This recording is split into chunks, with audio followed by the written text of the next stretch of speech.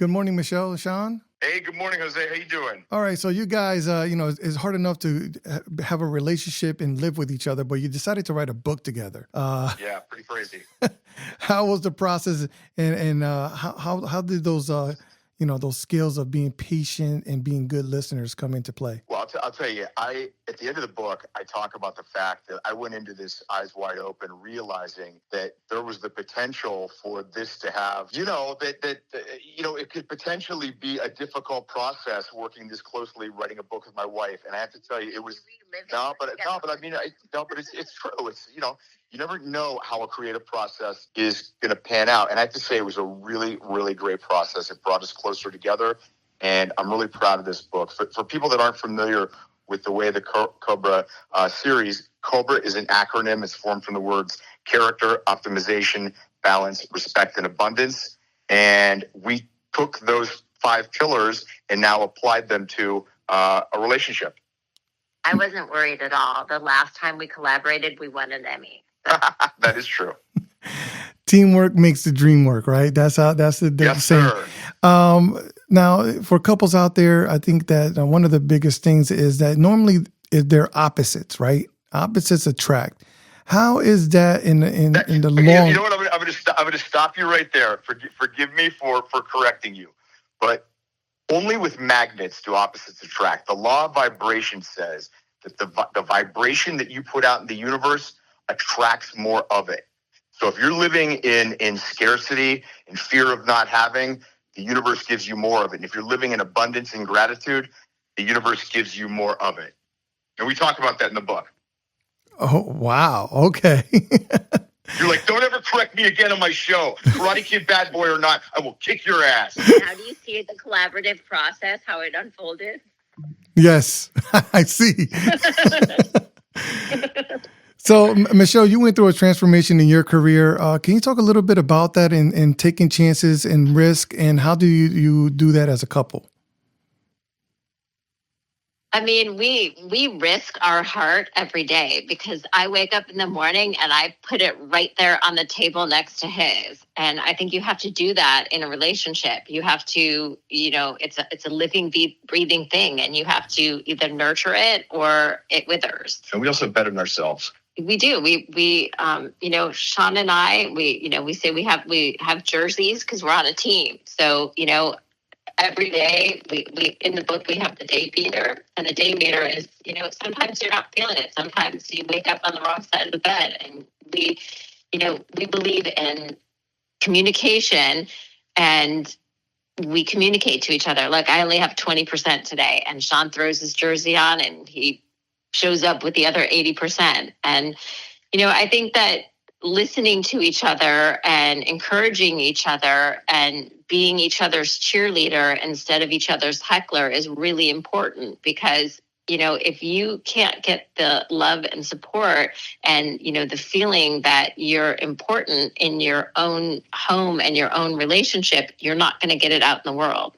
So your relationship is a safe haven to come back to and bring you back to your magnetic north.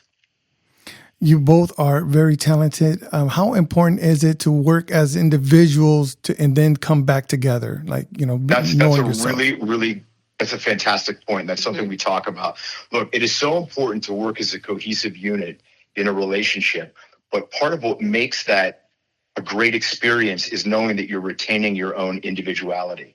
And, me being on a show and doing a lot of the things that I do, I think it would be very easy for this to sort of become the Sean show. And it's it's not. It's very important for me that, that I'm there to support the things that Michele does as part of who she is as an individual. And that way, you don't feel like you're disappearing into the relationship and not being seen. Yeah, it all comes down to communication. Sean came up with this thing that we kind of adopted early on, and it's called the State of the Union, and it's in the book. And, in the beginning of the year, we just kind of have the State of the Union of, like, what's going on this year? What are our doing? Where's the relationship at? What needs to be worked on? What are our hopes and dreams? And what are things we have to tweak? Right. So we have couples out there, that are trying to work things out.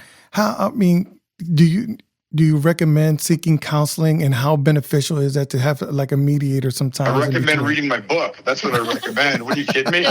So just to be clear, so this book is not about finding out what's wrong with your relationship, or, going in and finding and fixing. We're not experts. We're just two people who have a successful relationship in a really unlikely and crazy environment.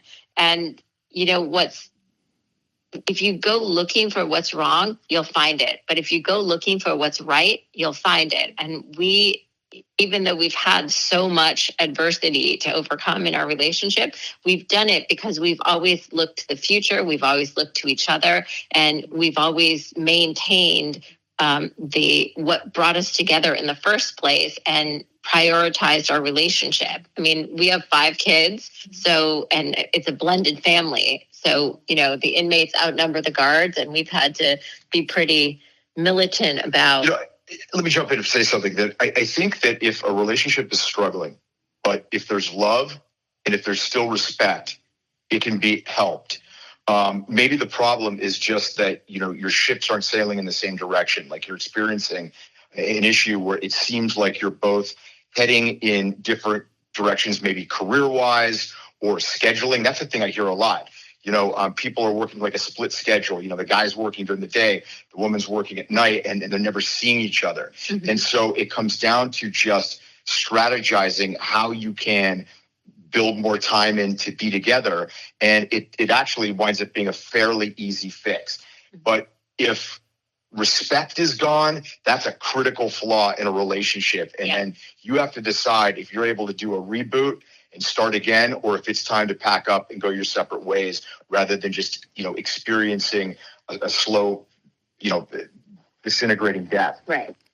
Absolutely. You guys sounds like make love a business. Plan. I love that. And that's what it sounds like. It's like a business love plan between you guys. always schedule time and schedule some love. Well, we're both super busy. We do have to, we're together all the time. But, obviously I go off and I work at the studio and stuff. And so we're very protective of the time we have together. And one of the things that we've both learned that we talk about in the book, no is a very powerful word. Because, when you sort of say maybe and yes to everything, and then you either wind up flaking or you're not protective of the boundaries of your time in the relationship, it becomes a problem. And when you learn to politely say, no, I can't do that, or I can't show up, when you do say yes, people respect it because they know that you're going to, adhere to it. And people can mean the tiny inhabitants of your home. It's easy to say you have to make time, but when you have kids and you both work, it's really hard to find it. But our argument is that it just takes a second to send a text, and you find the time to stay connected. Yeah, well, you find the time to go get a bag of chips when you need it, or you find the time to sneak in and watch a show that you want to see when you need it. So steal some of that time and send a text that's connected. Like Sean and I, sometimes, we don't have the time to download an interface, but something like, hey, I'm thinking about you goes a long way. And, to stay connected, it's just that it has to be a priority. Wow. I want to touch again on that little nugget about respect, and that being the foundation.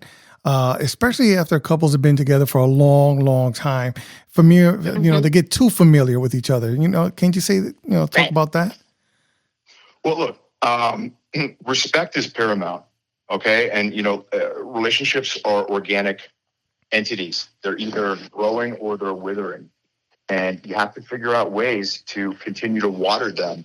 And just because a couple's been together a long time, it doesn't mean that you don't need to keep trying to infuse, life into the relationship and make it interesting and exciting. And one of the best ways to have an interesting relationship is as a partner to be interested not only in your relationship, but interested in your partner, constantly curious about them. Right. That's what keeps it new. Right. Well, and also to the respect point of it is, teasing is the entryway to disintegrating. Like, they say that there's a little piece of truth in humor, but you, instead of saying, oh, why'd you do that?